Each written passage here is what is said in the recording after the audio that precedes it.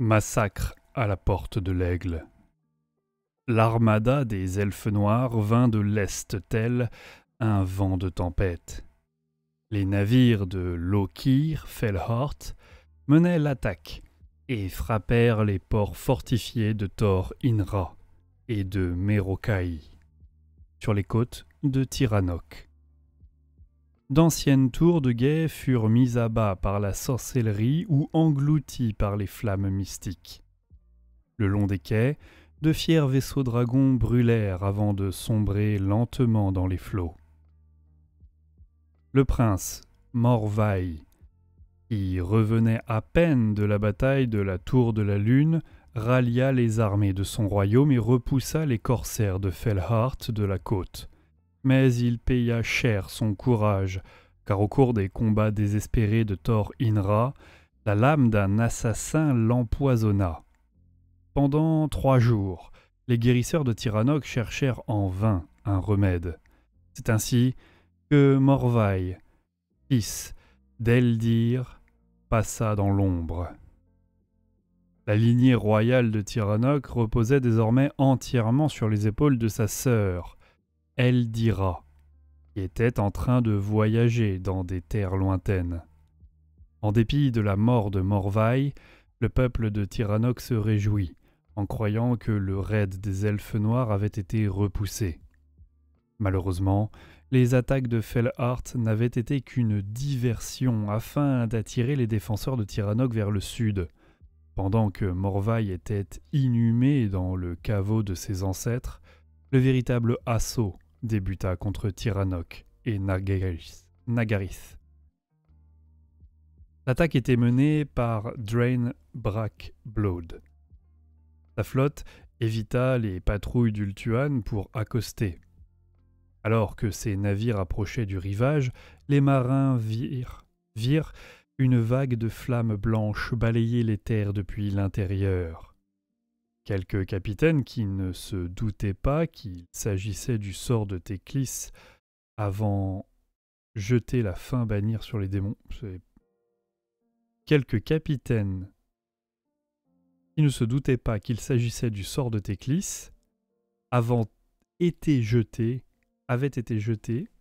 afin de bannir les démons, pensèrent que ce feu était destiné à détruire leur vaisseau et ordonnèrent de changer de cap d'un air paniqué. Excusez-moi, parfois il manque des mots. Cependant, les flammes se dissipèrent à quelques encablures du rivage, laissant les équipages indemnes et leurs bateaux intacts et suscitant des quolibets des marins à l'encontre de leur capitaine. Peu de temps après, la flotte de Brackblood débarqua, une grande armée au niveau des marches des ombres. Le premier navire accosta au crépuscule, et avant minuit, les plages étaient hérissées de lances. Malus Darkblade avait reçu l'honneur équivoque de mener l'assaut initial. Le tyran de Hag, Graith, savait fort bien que Malekith espérait qu'il trouverait la mort lors de cette attaque, une flèche plantée dans la gorge. Cependant, il n'en avait cure. Au lieu de cela, Darkblade voyait là une occasion inespérée. Il lui suffisait pour cela de remporter une victoire écrasante. Malgré tout, le démon de son épée s'agitait. Malus avait de plus en plus de mal à le contrôler, et ses potions étaient de moins en moins efficaces. Toutefois, pour l'instant, Tsarkan était silencieux. C'est pourquoi Darkblade en profita pour mener ses guerriers directement au cœur des terres de Tiranoc ravagées par les démons. Ils furent accueillis par des volées de flèches empennées de noir lorsque les Aesanar de Nagalis se rassemblèrent afin de s'opposer à cette invasion. Cela ne perturba pas Darkblade qui envoya ses cavaliers dans les collines pour traquer les tireurs embusqués, sans rien faire d'autre pour limiter les pertes. Les guerriers fantômes n'étaient que des moucherons irritants. Même s'ils perdaient quelques dizaines de soldats, il en survivrait des milliers pour mener l'attaque. Les armées combinées de Haggrave et de Clark-Aronde, ainsi que la garnison de Gronde, étaient sous les ordres de Darkblade. La vitesse de l'assaut primait sur tout le reste. Par conséquent, Malus comptait bien arriver au pied des murs de la porte de l'Aigle avant d'être intercepté par les hostes de Tiranoc. Darkblade ne savait pas pourquoi Malekith avait choisi la porte de l'Aigle plutôt qu'une autre. Toutefois, il était déterminé à réussir. Néanmoins, tous les guerriers fantômes n'étaient pas restés pour harceler les forces de Darkblade tandis qu'elles avançaient dans la passe de l'aile du faucon. D'autres étaient allés avertir le prince Ivarn, qui commandait la porte de l'Aigle, de l'imminence d'une attaque. Par le passé, Ivarn se serait contenté d'attendre que les elfes noirs s'épuisent contre les murs de la citadelle. Cependant, cette tactique n'était plus envisageable. Même si la plupart des gens d'Ultuan ne le réalisaient pas, les grandes portes d'Ultuan avaient considérablement souffert au cours de l'invasion des démons, notamment la porte de l'Aigle. Les tours avaient été détruites et la garnison avait souffert des flammes et des maladies. Pire encore, un démon de la peste colossal s'était jeté contre les défenses ouest et avait créé des brèches dans 6 des 8 murailles. Les réparations n'étaient pas encore terminées. Le mur extérieur était en ruine sur près de 300 mètres de long. Les remparts pouvaient être tenus, mais seulement si cette brèche était également défendue. Toutefois, les guerriers qui y seraient assignés seraient condamnés. C'est ainsi qu'Ivarn décida de défendre la brèche personnellement à la tête de la garde d'Eithne, car il ne pouvait se résoudre à envoyer ses hommes à la mort sans encourir le même risque. Les elfes noirs arrivèrent à l'aube. Ils ne tentèrent pas d'assiéger la place forte, car Darkblade était bien trop pressé. Au lieu de cela, ils se précipitèrent vers la brèche. Les chevaliers de Haggrave menaient la charge et talonnaient leurs montures reptiliennes sous la pluie de traits des défenseurs. Des centaines périrent avant d'atteindre le mur. Cependant, les survivants se contentèrent de rallier la malchance et la faiblesse la malchance et la faiblesse de leurs camarades. Darkblade chevauchait parmi eux, suffisamment en avant pour que tout le monde sache qu'il menait cette charge, mais légèrement en retrait, afin de s'assurer que la colère des hauts elfes s'abattait non pas sur lui, mais sur les premiers rangs. Les chevaliers étaient suivis par des corsaires, des tristes lames et des affreux lances des 3 cités, ainsi que par des hydres de guerre de Clark-Aronde. C'était un hoste d'une taille terrifiante. Il se rua vers la brèche et vers la garde d'Eithne d'Ivarn, qui attendait autour de son prince, dans un silence de mort. Le prince Ivarn observa l'hoste en approche et sut que tout était perdu. À sa droite et à sa gauche, un mur de boucliers d'à peine quelques rangs de profondeur s'étirait le long de la brèche. La victoire paraissait impossible. La porte de l'Aigle avait fait face à des dangers mortels au cours de ces derniers mois, mais désormais Ivarn savait qu'elle ne résisterait pas sans une aide extérieure.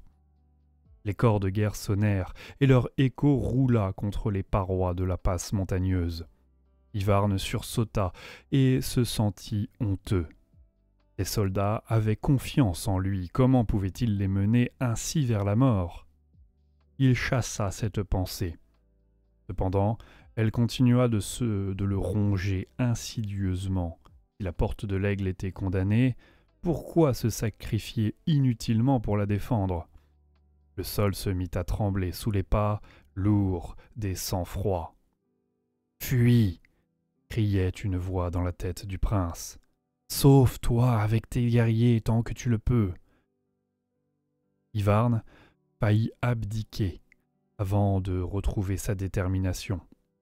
Il se tourna vers les phalanges de la garde d'Eithne pour les haranguer. Ses soldats le regardaient intensément.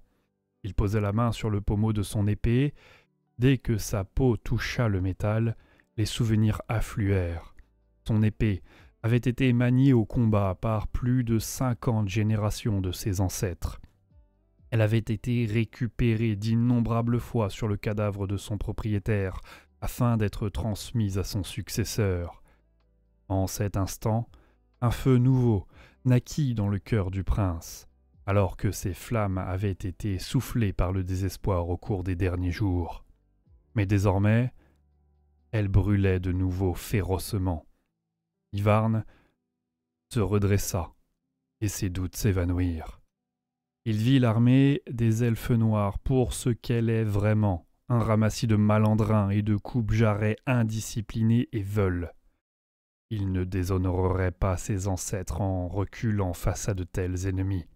« Préparez-vous » cria Hivern à ses guerriers. Sa voix était froide et déterminée.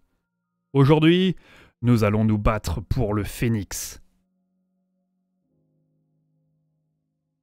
Les chevaliers de Haggrave percutèrent les lignes ennemies à pleine vitesse.